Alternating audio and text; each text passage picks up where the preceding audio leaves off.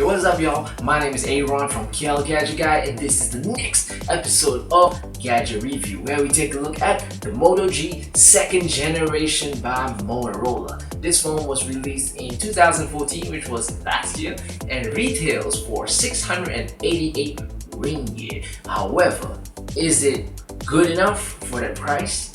Let's find out.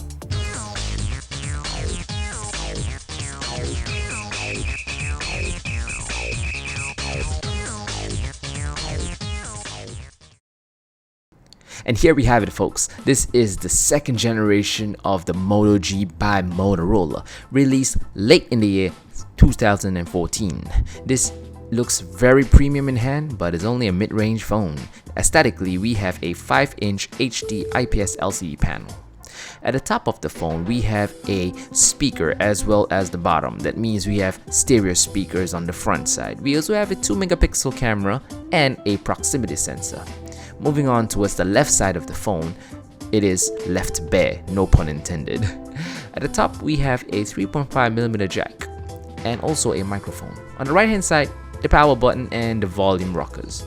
At the bottom, we have the micro USB port. At the back, it is made of polycarbonate reed plastic, but it smudges easily.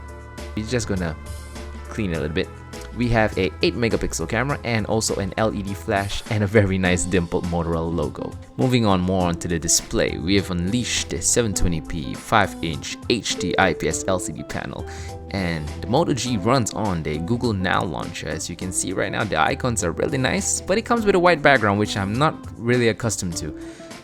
But let's just have a look at how it looks like on video and a little bit of sound as well from the stereo speakers on the front. The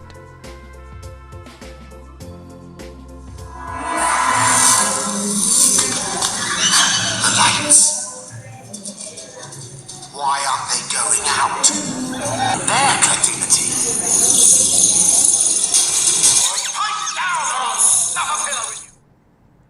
As you can see, display angles earlier were really nice, and now we're gonna check out how it looks like on the Moto G when we're playing a game, because the Moto G comes with a Snapdragon 400, right, and it's a quad-core CPU.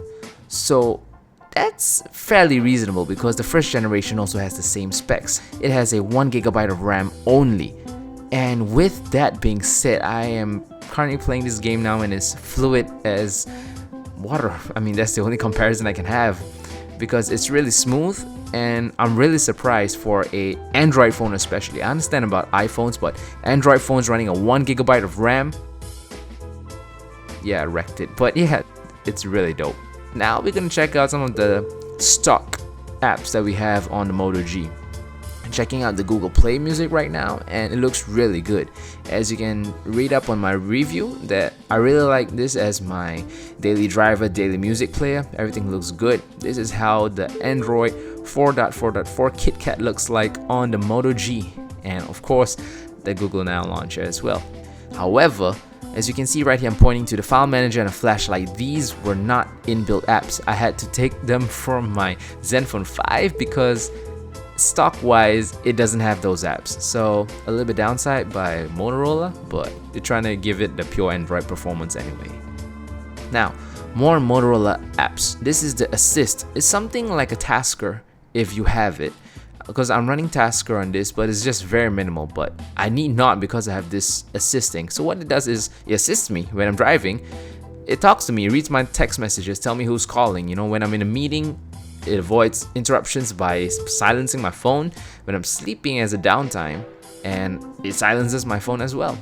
When I'm home, I don't even have to pick up my phone. It reads my text messages for me.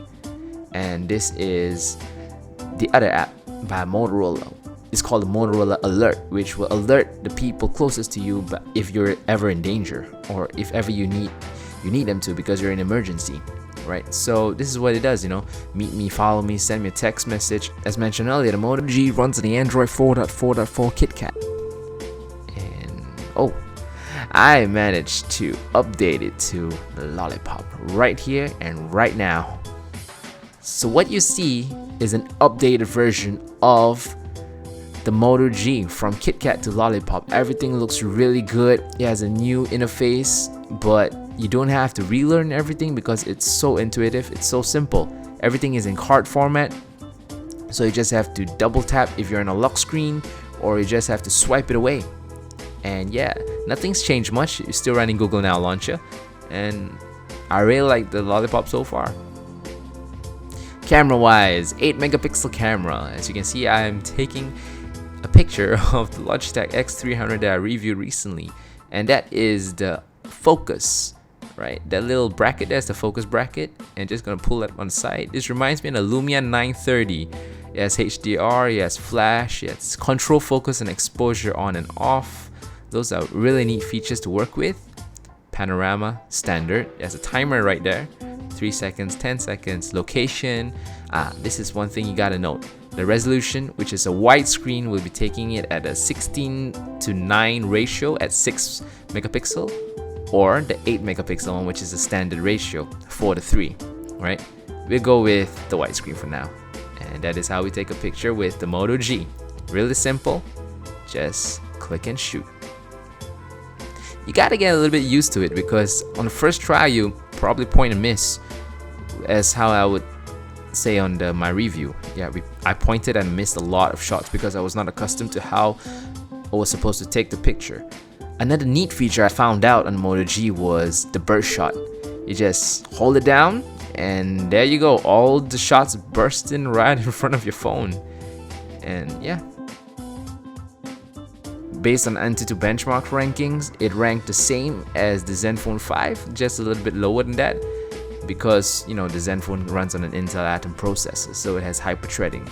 But well, power efficiency on the Moto G is definitely way better. And now the verdict: is the Moto G second generation worth your 688 ringgit? Well, taking into consideration that it ships with a Snapdragon 400 quad-core 1.2 GHz CPU and only 1 GB of RAM, the Moto G still manages to deliver a fluid-like Android experience, while minusing all the unwanted bloatware. It comes with a beautiful 5-inch HD IPS LCD panel and features a dual front-firing speakers and microphones, matte textured water-resistant body, and top it all off, extensive battery life. 8 to 16 hours, definitely a keeper. So yes, get your hands on it, go to your nearest retail store, get your hands on it, highly recommended. Thank you so much, people. My name is Aaron from KLGadgetGuy, and that was the full review of the Moto G second generation by Motorola. For more information and other videos, do check out our YouTube channel, subscribe right here, check out our Facebook, Twitter, Instagram, all that jazz, and I'll see you next time.